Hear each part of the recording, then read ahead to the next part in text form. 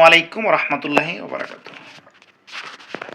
আজকে কথা বলবো এমপিওভুক্ত শিক্ষকদের গভর্নিং বডির শিক্ষাগত যোগ্যতা সম্পর্কে এবং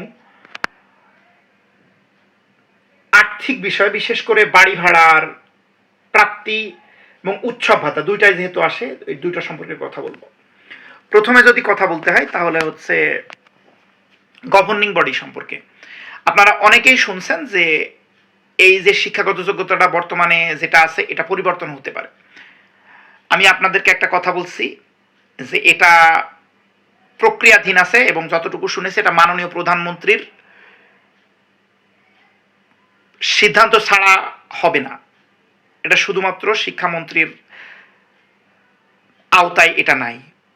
তবে আরও একটা বিষয় বলি, এই বিষয়ে কথা বলতে হলে একটা বিষয়ে কথা বলতে হয়, সেটা হচ্ছে বর্তমান যে সরকার, বাংলাদেশ জাতীয়তাবাদী দল, হয়তোবা আপনারা বিতর্কিত অনেক বিষয় শুনতে পারেন, কিন্তু সিদ্ধান্ত নেওয়ার ক্ষেত্রে ওনারা কখনো বিতর্কিত সিদ্ধান্ত নেন না। হয়তোবা এর জন্য আপনি আমাকে দালাল বা চাটুকার যা বলতে পারেন বলেন, কিন্তু অতীত ইতিহাস যদি খুঁজেন এরকমই হবে। সব থেকে শান্ত বা ঠান্ডা দল বলতে পারেন এই দলটা। তো সেক্ষেত্রে আমরা আশা করতেই পারি যে বর্তমান যে গভর্নিং বডির সভাপতির ক্ষেত্রে যে শিক্ষা যে নিয়মটা আছে এমনটি থাকবে।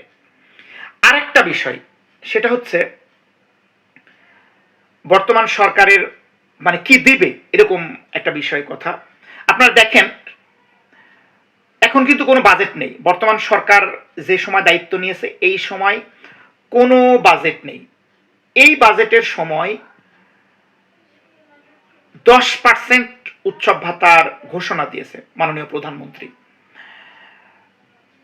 অনেকে বলতে পারেন যে এই 10% তো আসলে কত পার্সেন্ট বাড়ছে, এরকম একটা কথা বলতে পারেন। যেহেতু উৎসব ভাতা তো বছরে 2বার হয়, তাহলে এটা 20% করলেও তো যেহেতু প্রতি মাসে দেওয়া হয় না, এটা কত পার্সেন্ট হয়? তাহলে এই হিসাবে এর আগেও আমি একটা ভিডিওতে বলেছি 1.67% হয় এরকম আর কি। আবার এক্ষেত্রে আপনারা আরেকটা প্রশ্ন করতে পারেন যে অন্তর্বর্তীকালীন সরকার তো আমাদেরকে প্রায় 15% বাড়ি ভাড়া এবং উৎসব ভাতা 25% দিয়েছেন। তো 25% তো না, এটা বাৎসরিক হিসাবে আসলে ওই যে ওইটা যদি 1.67% হয়, এটা তাহলে 25 50কে যদি 12 দিয়ে ভাগ করেন তাহলে 4.17% হয়। মানে এদিকে 4.17 আর ওই দিকে হচ্ছে 15%। তার মানে হচ্ছে প্রায় 20%-এর কাছাকাছি অন্তর্বর্তীকালীন সরকার দিয়েছে।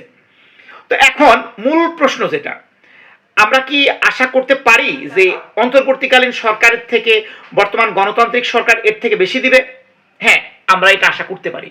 কারণ কোনো বাজেট ছাড়াই যদি আপনি বলতে পারেন যে 1.67% দিতে পারে, তাহলে আর বাদ বাকি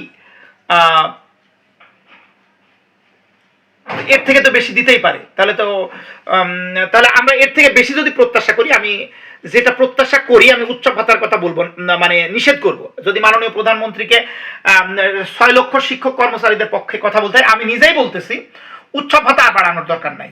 যদি আপনি দেন তাহলে তো ওয়েল। আমাদের সব থেকে বড় বৈষম্য যেটা, সেটা হচ্ছে বাড়ি ভাড়া। এই বাড়ি ভাড়া যে 30% থাকে, 15% অলরেডি কার্যকর হয়েছে।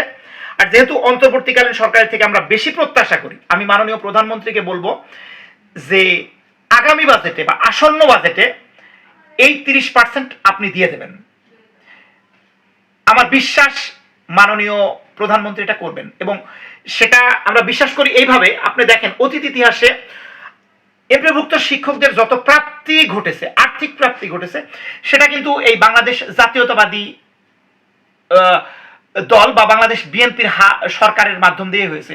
আপনারা হয়তো বা ভুলে গেছেন কিনা আমি জানি না, 1980 সালে এই শিক্ষকদের প্রথম পে স্কেলের 50% প্রেসিডেন্ট জিয়াউর রহমানই দিয়েছিলেন। তাহলে আমরা এটা প্রত্যাশা করতে পারি আসন্ন বাজেট থেকে আমাদের বাড়ি ভাড়া 45% হচ্ছে।